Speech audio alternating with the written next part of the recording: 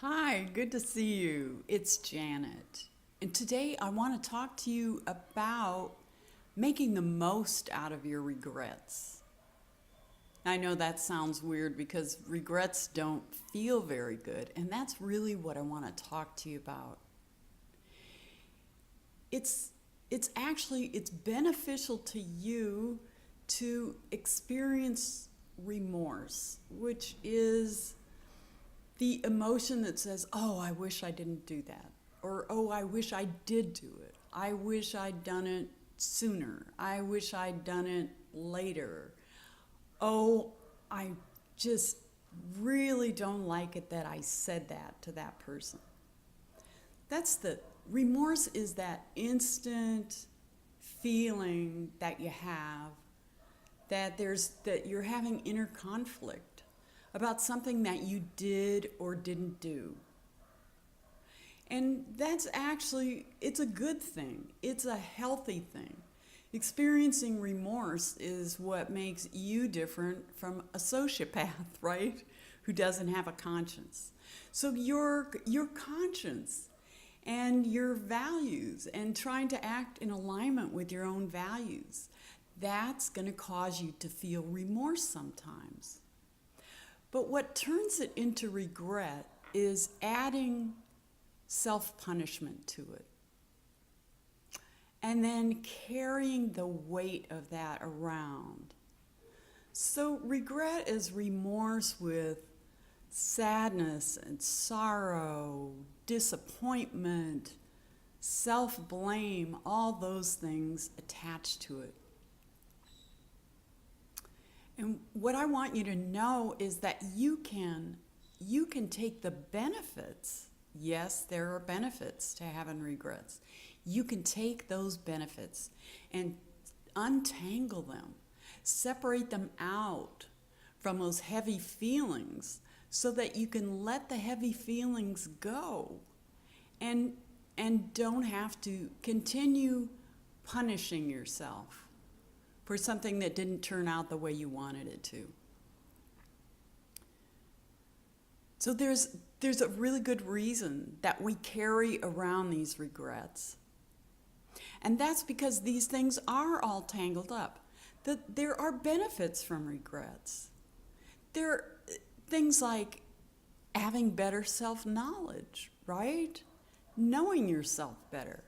Knowing, for instance, that, oh, when I experience this combination of things, I get scared and I act impulsively, and that doesn't turn out the way I want it to.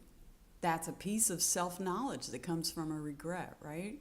There are lessons learned from regrets. There's wisdom that you gain from having the experience that caused the regret. So the reason that we carry regrets around is that there's some part of us that is afraid that if we let go of these self-punishing, heavy emotions attached to the regret, that we're also going to lose those lessons learned and that wisdom gained, and therefore we're going to make the same mistake over again, right? So experiencing regret long after the fact it's just a form of self-protection, because that part is afraid if we let go, we're going to let go of all of it, and we're not going to remember how badly it turned out last time, and we're going to make the same mistake. So here's what you can do to just flip this whole thing on its head. You can separate the benefits from those heavy emotions. You can do it as simply as taking out a sheet of paper and dividing it into two columns. And on one side, write the benefits. You know, what did I learn about myself from this? What did I learn about somebody else? What did I learn about my behavior? What did I learn that I want to do differently next time? Those are all the lessons learned and the wisdom gained. that are hidden inside this tangled up mess of a regret. And then in the other column, write down those heavy feelings that you are re-experiencing every time you recall this regret. Whether that's sadness, guilt, disappointment, anger at yourself, hopelessness, but all those heavy, dark feelings. Put those in another column. And then you can use, my favorite, of course, is EFT tapping, but you can use whatever technique or tool works for you to separate these two lists. The wisdom separated from those heavy emotions, and then be willing to release those heavy emotions. They're from the past. You're just re-experiencing them in the present. There is a way to just let them go and still retain that self-knowledge. And so maybe it's journaling that helps you do that. Maybe it's praying. Maybe it's tapping or another quick release technique that lets you release those old feelings so that you can make the most of your regrets and have them work in your favor. Because when you hang on to those old heavy feelings, it impacts you, and whatever new behavior you want to have, it doesn't work in your favor. It makes you less willing to take a chance. It can weigh down your relationship with somebody else if your regret involves another person.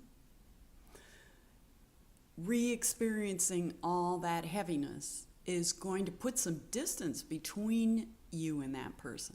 Makes it much harder to repair things or to reshape and transform your relationship to what you want it to be. Those are the best reasons I can think of to kick those old emotions to the curb.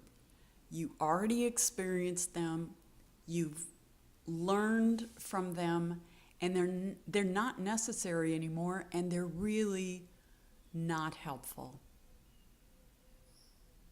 So doing this is just one more aspect of practicing self-kindness, which is the real center of personal power.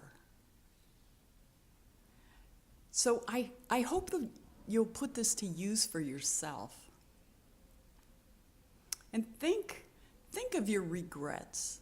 Do that writing exercise, and then go ahead and release those stinky old emotions that feel bad. There's no need to continue punishing yourself. We've all been punished enough, right? That's what I think. So thanks for being here with me today, and I will see you again soon.